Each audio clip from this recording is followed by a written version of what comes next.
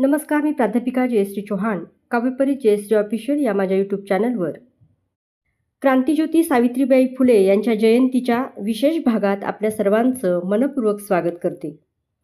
3 जानेवारी क्रांतिज्योती ज्ञानज्योती सावित्रीबाई फुले यांची जयंती बालिका दिन म्हणून साजरी केली जाते. मुलींच्या शिक्षणाचा, त्यांच्या सक्षमीकरणाचा संदेश समाजात पोहोचवण्यासाठी हा दिवस साजरा केला जातो. भारतातील स्त्री शिक्षणाच्या आद्य प्रणेत्या, प्रथम ज्योतिबांच्या विद्यार्थिनी, पुढे कवयित्री, शिक्षिका, मुख्याध्यापिका, शिक्षणतज्ज्ञ, विचारवंत, नेता, प्रौढ शिक्षणाच्या पुरस्कर्त्या आणि याच्याही पुढे जाऊन त्या भारताच्या शिल्पकार आहेत. आजच्या भागात आपण त्यांच्या जयंतीनिमित्त त्यांच्या प्रेरणादायी विचारांचा जागर करूया, उत्सव साजरा करूया. आजच्या भागात त्यांचे प्रेरणादायी विचार आपण जाणून घेऊयात. तत्पूर्वी चॅनलवर नवीन असाल तर आपल्या चॅनलला सबस्क्राईब नक्की करा आणि आपल्या व्हिडिओला लाईक आणि शेअर करा. प्रथम क्रांतिज्योती ज्ञानज्योती स्त्री शिक्षणाच्या आद्य प्रणेत्या सावित्रीबाई मायमाऊलीला मी विनम्र अभिवादन करते. त्यांच्याप्रती मी कृतज्ञता व्यक्त करते. क्रांतिज्योती सावित्रीबाई फुले यांचा जन्म 3 जानेवारी 1831 रोजी सातारा जिल्ह्यातील नायगाव या गावी झाला. आई लक्ष्मीबाई आणि वडील खंडोजी नेवसे पाटील. पुढे 1840मध्ये वयाच्या अवघ्या 9व्या वर्षी त्यांचा विवाह ज्योतिराव फुले यांच्याशी झाला. 1854मध्ये काव्य फुले नावाचा त्यांचा 41 फूट कवितांचा संग्रह प्रकाशित झाला. 1892मध्ये 52 कशी सुबोध रत्नाकर हा दीर्घ काव्यसंग्रह प्रकाशित झाला. सावित्रीबाईंची गाणी आणि ज्योतिबांची भाषणे अशी त्यांची ग्रंथसंपदा आहे. त्यांचा काव्य फुले हा कविता संग्रह ज्ञानार्जन, ज्ञाननिर्मिती आणि ज्ञानप्रसार यालाच तो वाहिलेला आहे. अज्ञान शिकण्यासाठी जागे व्हा, माझी जन्मभूमी तयास मानव म्हणावे का, जा शिक्षण घ्या, द्रष्टा कवी, श्रेष्ठ धन, छत्रपती शिवाजी महाराज, राणी छत्रपती ताराबाई या कविता, त्यांची प्रत्येक कविता म्हणजे एक विचार आहे. सावित्रीबाई या विचाराने आणि आचाराने काळाच्या अनेक दशके शतके पुढे निघून गेल्या होत्या.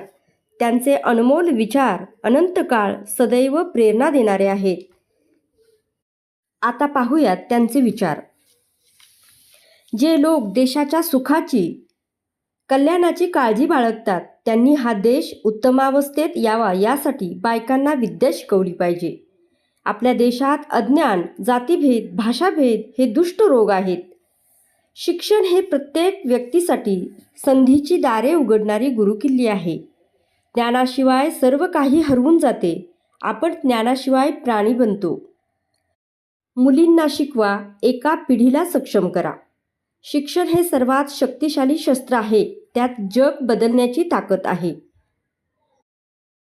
महिलांच्या शिक्षणाकडे दुर्लक्ष करणारा समाज स्वतःच्या अर्ध्या क्षमतेपासून वंचित राहतो. स्त्रीला सक्षम बनवा आणि तुम्ही संपूर्ण समुदायाला उन्नत करता. शिक्षण हे प्रत्येक स्त्रीच्या मुक्तीची गुरुकिल्ली आहे. उठा, जागे व्हा, शिक्षित करा, परंपरा मोडून टाका, मनांना मुक्त करा आणि समाजात परिवर्तन घडवा. आता निष्क्रिय बसू नका, ज्ञानाचा शोध घ्या, त्यातून समाजातील पीडितांचे दुःख दूर करा. शिक्षण हे स्वावलंबनाचा एकमेव मार्ग आहे. एका पुरुषाला शिक्षित केले तर तुम्ही एका व्यक्तीला शिक्षित करता, पण जर तुम्ही एका महिलेला शिक्षित केले तर तुम्ही संपूर्ण कुटुंबाला शिक्षित करता आणि शेवटी एका राष्ट्राला शिक्षित करता. सामाजिक दुष्प्रवृत्ती नष्ट करण्यासाठी शिक्षण हे सर्वात मोठे शस्त्र आहे. लेखन ही तलवारीपेक्षा शक्तिशाली आहे. अशा समाजासाठी प्रयत्न करा जिथे मुलीचा जन्म मुलाइतकाच साजरा केला जाईल. अत्याचार करणाऱ्यांना आव्हान द्या, अन्यायांना प्रश्न विचारा आणि निर्भयपणे तुमच्या हक्कासाठी लढा. एक सशक्त, सुशिक्षित स्त्री एक सुसंस्कृत समाज निर्माण करू शकते. म्हणून तिला शिक्षणाचा अधिकार असला पाहिजे. देशात महिला साक्षरतेचा अभाव आहे कारण महिलांना कधीही गुलामगिरीतून मुक्त होऊ दिले गेले नाही. सहानुभूती ही सामाजिक न्यायाचा पाया आहे. इतरांच्या वेदना समजून घ्या आणि त्या दूर करण्यासाठी प्रयत्न करा. महिलांचे हक्क हा विशेषाधिकार नसून मानवी हक्कांचा एक मूलभूत पैलू आहे. शिक्षणाचे महत्त्व सांगताना एका कवितेत त्या म्हणतात, क्षुद्रांना सांगण्याजोगा शिक्षण मार्ग हा, शिक्षणाने मनुष्यत्व पशुत्व हटते पहा. तयास मानव म्हणावे का या कवितेत म्हणतात, ज्ञान नाही विद्या नाही ते घेण्याची गोडी नाही, बुद्धी असून चालत नाही तयास मानव म्हणावे का.